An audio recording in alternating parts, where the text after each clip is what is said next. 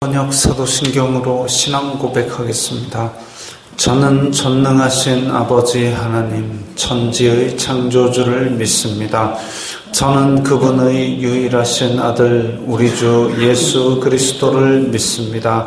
그분은 성령으로 잉태되어 동정녀 마리아에게서 나시고 본디오 빌라도에게 고난을 받아 십자가에 못 박혀 죽으시고 장사된 지 사흘 만에 죽은 자 가운데서 다시 살아나셨으며 하늘에 오르시어 전능하신 아버지 하나님 우편에 앉아 계시다가 거기로부터 살아있는 자와 죽은 자를 심판하러 오십니다.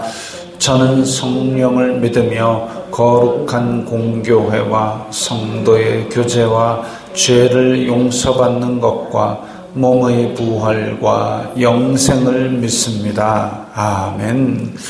거룩하신 하나님 아버지 감사합니다. 간밤에도 편히 쉬게 해주시고 새벽에 기도하는 자리에 불러주시니 감사합니다. 이 시간 저희들 마음 중심으로 주님을 경외하게 하여 주시옵소서. 예수님 이름으로 기도드리옵나이다. 아멘. 찬송가 366장입니다.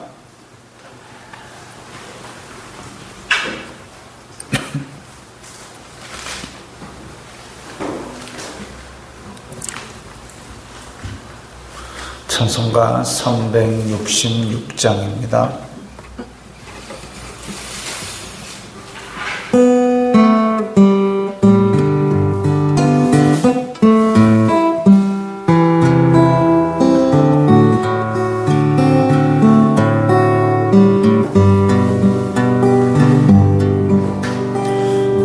어두운 내 눈 밝히사 진리를 보게 하소서. 진리의 열쇠 내게 주사 참빛을 찾게 하소서. 깊으신 뜻을 알고자 엎드려 기다리오니 내 눈을 뜨게 하소서.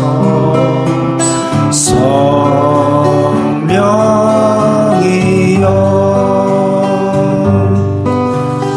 막혀진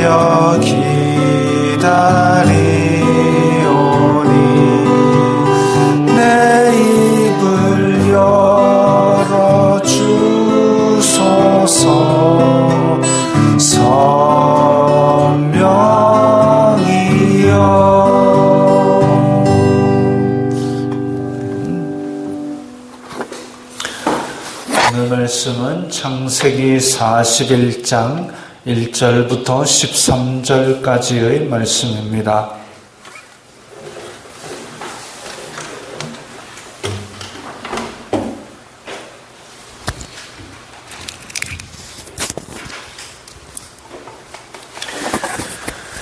창세기 41장 1절부터 13절까지의 말씀 함께 읽겠습니다. 만 2년 후에 바로가 꿈을 꾼즉 자기가 나일 강가에 섰는데 보니 아름답고 살진 7 암소가 강가에서 올라와 갈밭에서 뜯어먹고 그 뒤에 또 흉하고 파리한 다른 7 암소가 나일 강가에서 올라와 그 소와 함께 나일 강가에 서 있더니 그 흉하고 파리한 소가 그 아름답고 살진 7 소를 먹은지라. 바로가 곧 깨었다가 다시 잠이 들어 꿈을 꾸니 한 줄기에 무성하고 충실한 7 이삭이 나오고 그 후에 또 가늘고 동풍에 마른 7 이삭이 나오더니 그 가는 7 이삭이 무성하고 충실한 7 이삭을 삼킨지라. 바로가 깬즉 꿈이라. 아침에 그의 마음이 번민하여 사람을 보내어 애굽의 점술가와 현인들을 모두 불러 그들에게 그의 꿈을 말하였으나 그것을 바로에게 해석하는 자가 없었더라. 술 맡은 관원장이 바로에게 말하여 이르되 내가 오늘 내 죄를 기억하나이다. 바로께서 종들에게 놓아사 나와 떡 굽는 관원장을 친위대장의 집에 가두셨을 때에 나와 그가 하룻밤에 꿈을 꾼즉 각기 뜻이 있는 꿈이라. 그곳에 친위대장의 종된 히브리 청년이 우리와 함께 있기로 우리가 그에게 말하매 그가 우리의 꿈을 풀되 그 꿈대로 각 사람에게 해석하더니 그 해석한 대로 되어 나는 복직되고 그는 매달렸나이다. 아멘.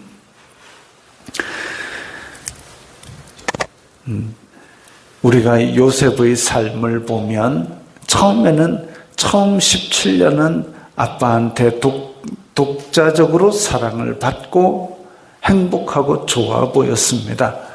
그런데 그 17세 이후의 삶을 보면 형들에게 미움을 받고 꿈꾼 뒤로는 더 미움을 받고 그래서 먼 길 형들 잘 있나 보고 오려는 그 길에서 형들이 죽이려고 그러다가 이집트로 가는 상인에게 팔아버립니다. 그리고 이집트로 가는 상인이 시위대장, 경호대장 보디발의 집에 팔아먹고 거기서 유혹을 받았다가 그거 거절하니까 억울하게 누명 쓰고 감옥에 가고 그야말로 파란만장한 13년이 펼쳐집니다. 13년 동안 쉽지 않은 삶이죠. 근데 그 감옥에 있을 때에 이 관원장들의 꿈을 해석을 해줍니다. 그러면 그 꿈을 꾸고 우리의 욕심대로라면 우리가 만약에 미래를 알 수 없는 상태의 요셉이었다면 우리 원대로 되었다면 그래서 그야말로 이 술 맡은 관원장이 바로에게 가자마자 야 히브리 청년 꿈을 잘 풉디다 하고 착착착 일이 진행되었으면 일찌감치 풀려나서 어디로 갔을까요? 보디발 집에 감옥 맡은 간수장이 되었을까요? 아니면 보디발 집에서 전에 자기 하던 그 일을 다시 시작했을까요? 아니면 그야말로 이제 브엘세바에 있는 야곱의 집으로 다시 돌아갔을까요? 알 수가 없지요. 어쨌든 애굽 총리는 되기 힘들었을 겁니다. 어찌 보면 그 술 맡은 관원장의 복직이 돼가지고 까맣게 잊어버린 것도 2년 동안 이 요셉에 대한 일을 까맣게 잊어버린 것도 또 바로가 똑같은 내용의 다른 꿈을 2번이나 꾸게 된 것도, 그리고 우리는 꿈을 꿔도 한 번씩 일어나면 꿈을 꿨는데 무슨 꿈인지 생각이 안 나갖고 답답할 때가 있지 않습니까? 그 꿈이 바로가 꾼 꿈이 생각이 난 것도, 또 그의 아침에 그의 마음이 번민한 것도, 이게 무슨 꿈이지?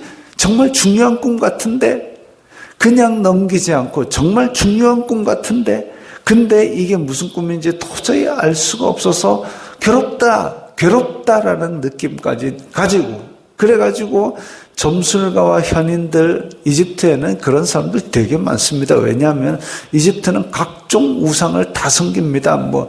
왜냐하면 그 이집트라는 곳이 이 나일강가에서, 나일강의 비옥한 북아프리카에서 물이 저 밑에서 쭉 흘러 나오는데, 그 물을, 양분을 다 끌고 어디로 쌓이냐면은 나일강의 삼각지라는 곳에, 그러니까 강 하구에 이제 유속이 느려지면서 그 땅이 다 비옥한 땅입니다. 그래서 열심히 농사를 짓는데, 문제는 뭐냐면 그렇게 농사를 짓는데 홍수가 또 주기적으로 일어나서 엉망진창이 되거든요. 그러면 거기에서 이제 신을 섬깁니다. 해신, 달신, 물신, 강신, 개구리신, 파리신, 묻자고 짓자고, 우리 아피스 만년필, 아피스가 또 소의 신 이래가지고 온갖 신들을 다 섬기고 있습니다. 온갖 신들을 섬기니까 온갖 신들을 섬기는 제사장들이 있을 것이고, 그 다음에 또 홍수가 언제 날 건지 언제 그칠 건지 그거 이렇게 점성술하는 그런 술사 있을 것이고, 점술가 있을 것이고, 현인 있을 것이고, 그 중에 꿈 해석할 만한 점술가 현인들을 모두 불러가지고, 내가 어제 이 꿈 꿨는데 내가 이것 때문에 지금 신경이 쎄가지고 번민하고 영혼이 괴롭다, 이거 풀어봐라 하는데 아무도 못 풉니다. 이 아무도 해석을 못하는 것도, 풀려나지 않은 것, 관원이 잊어버린 것, 2번 꿈꾼 것, 기억나서 번민한 것, 현자들도 해석하지 못한 것도 어찌 보면 하나님께서 만드신 큰 그림입니다. 이걸 통해서 요셉을 통한 구원 역사를 이루기 위해서, 그리고 이제서야 생각이 난 것도 어찌 보면 하나님의 큰 그림이죠. 그렇게 해서 요셉을 불러오라 그럽니다. 근데 요셉의 어린 시절 꿈을 한번 생각해 보십시오. 곡식단이 나오고 해와 달과 별이 나오고, 그걸 하나님께서 만약 직접 가르쳐 주셨으면 어땠을까요? 요셉아, 너는 형들에게 미움을 받아가지고 이집트 땅으로 팔려갈 거다. 근데 팔려가가지고 그렇게 나중에 총리가 될 거다. 짠! 하고 그걸 17살 때 알려주셨다. 라고 생각을 해보십시오. 그럼 어떻게 됐을까요? 우리나라 옛날 동화에 왕이 될 사람이란 동화가 있습니다. 뭐냐면 거지 한 명이 구걸을 하고 있는데 점쟁이가 와가지고 지나가다가 왕이 될 귀한 상이네 하고 지나갔습니다. 그때부터 거지는 깡통은 그때 없었겠죠. 어쨌든 걷어차고 내가 그래도 왕이 될 상인데 그렇게 앉았다 굶어 죽었습니다. 만약에 요셉에게 17살 때 꿈에 네가 이집트의 총리 될 상인데 이랬을 때에 과연 그 필요한 능력과 믿음과 이런 것들이 훈련이 제대로 되었을까라는 부분이죠. 근데 그런 거 없이 일단은 요셉에게 은유적으로, 직접은 안 가르쳐 주시지만 꿈을 통해서 너는 하나님께서 뭔가 중요한 계획을 가지고 있는 사람이다. 중요한 사명을 띈 사람이다. 이것을 말씀을 하셨습니다. 은유적으로, 직접 안 가르쳐 주신 것이죠. 그러나 지나고 나면 알게 될 겁니다. 지나고 나면. 그래서 요셉이 이집트의 총리가 되고 나면 지금 이것이 바로 해와 달과 열한 별들이 나에게 절하는 그 꿈이구나라고 알게 될 겁니다. 지나고 나면 알 수 있습니다. 물론 하나님께서 영감을 주시면 그 꿈도 미리 알 수 있겠지만, 다니엘이 꿈을 해몽했던 것처럼 알 수 있겠지만, 또 요셉이 술 맡은 관원장과 떡 맡은 관원장의 꿈을 해석한 것처럼 알 수 있겠지만, 하나님께서 덮어두신 것은 잘 모르는 거죠. 억지로 해석하지 않는 한은 잘 모릅니다. 억지로 해석하면 틀리게 풀지요. 어쨌든 지나고 나면 알 수 있을 정도로 감추어진 비밀로 그렇게 가르쳐 주신 겁니다. 그래서 요셉은 어쩌면 이렇게 고생하는 일들이 하나님께서 큰 뜻이 있을 것이다 라는 그런 막연한 믿음을 가지고 살아갈 수 있었는지도 모르겠습니다. 그런 미래를 알아서 사실 덕될 것이 별로 없었겠지요. 하나님 판단하시기에 이거는 직접 알려줘 봐야 별 소용이 없겠다라고 하셔서 요셉의 꿈은 따로 풀이를 안 하셨지만, 지금 관원장의 꿈들은 해석을 하셨던 것은 그걸 통해서 지금 하나님의 계획을, 요셉이 총리가 되는 계획을 이루시는 것에 도움이 되기 때문에 그렇게 알려주신 거죠. 그래서 이 꿈을 그러면 미리 주신 것은 이것을 믿고 기다리라는 겁니다. 근데 이 지금 한 부족의 족장의 귀염만 받은 아들로 자라났다면 나라의 살림을 어찌 알겠으며 흉년이 닥쳤을 때 위기 대응을 어찌 했겠습니까? 보디발의 집에서 그런 출납하는 사무를 담당을 하고, 그래서 그 똑똑하고 그 능력 많은, 권력 많은 사람이 자기의 일을 다 맡길 정도의 어떤 일의 훈련, 일의 지혜의 발휘 이런 걸 했기 때문에 그 훈련을 통해서, 또 감옥에서 또 그 맡은 일들을, 사람을 다스리는 그 훈련을 통해서 13년 동안 깊은 훈련을 함으로 말미암아 하나님의 계획은 겉으로는 이 이집트의 흉년, 그리고 이런 흉년을 다스릴 자리를 준비하시고, 요셉 개인 내부로는 하나님의 그 주신 꿈을 믿고 기다리며 자기가 맡은 일에서 13년 동안 이런 위기 대응하는 훈련을 차곡차곡 쌓아온 겁니다. 이런 작은 그림들이 하나하나 어디를 향해 가고 있느냐? 하나님께서 이집트의 총리로 요셉을 만들어 나가는 그 그림을 향해서 나아가고 있는 것이죠. 당장 눈앞에는 보이지 않지만 하나님의 큰 그림을 믿고 기다려야 되는 겁니다. 지금 이집트의 바로가 꿈을 꾸는데 바로에게 해석하는 자가 아무도 없었다 그랬습니다. 꿈을 이야기할 때 이 꿈을 분명히 좋은 꿈은 아닌 것 같아요.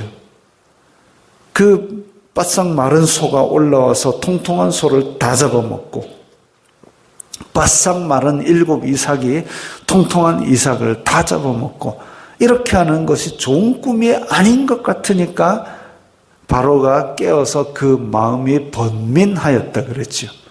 그 상황에서 내가 현자입니다, 꿈을 해석해 드리겠습니다 해가지고 잘못 해석을 해버리면 그 뒷책임이 어떻겠습니까? 이 잘못하면 이거 지금 자기 집안을 다 몰살당하는 그런 책임을 잘못하면 지게 되는 그런 상황이었을 겁니다.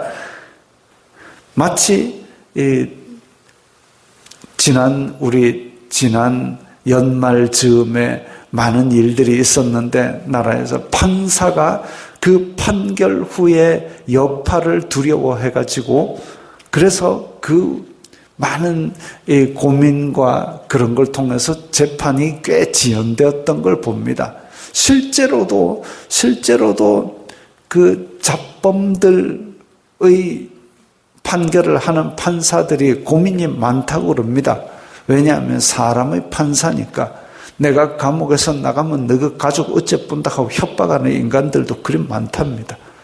그런 협박이냐? 아니면 판결을 입맛에 맞게 해줘가지고 내가 저 대기업에 대한 소송의 판결을 대기업의 입맛에 맞게 해주면 내가 판사 옷을 벗을 때 저들이 나를 그냥 두지는 않을 것이다. 영전이냐?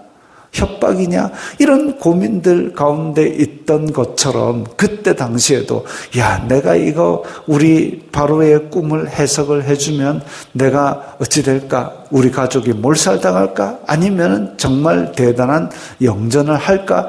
이런 뒤책임이. 근데 그들에게는 하나님께서 주신 지혜가 없기 때문에 하나님께서 주신 꿈을 해석할 수가 없었을 겁니다. 설령 알았더라도 해석할 수가 없었고, 설령 해석을 한다 해도 그걸 바로에게 말할 용기가 없었을 겁니다. 왜? 하나님이 지금 요셉을 위하여 준비한 자리거든요. 그렇게 해서 하나님께서 계획하신 일들대로 지금 차곡차곡 진행되어 갑니다. 내 욕심은 감옥에 안 가고 내 욕심은 아버지 집에서 편히 지내는 거지만 그래가지고는 하나님께서 계획하신 큰 그림을 이룰 수가 없지요. 하나님의 계획은 오늘도 1초 1초 진행이 되어 가고 있습니다. 설령 내 뜻대로는 되지 않는다 할지라도 하나님의 계획이 있음을 믿고 기다리며 우리가 우리에게 맡겨진 일을 하나하나 준비하는 그 믿음이 중요한 줄 믿습니다. 기도하겠습니다. 거룩하신 아버지 하나님 감사합니다. 저희들에게 언약을 주시고 저희들을 향한 큰 계획을 주심을 감사합니다.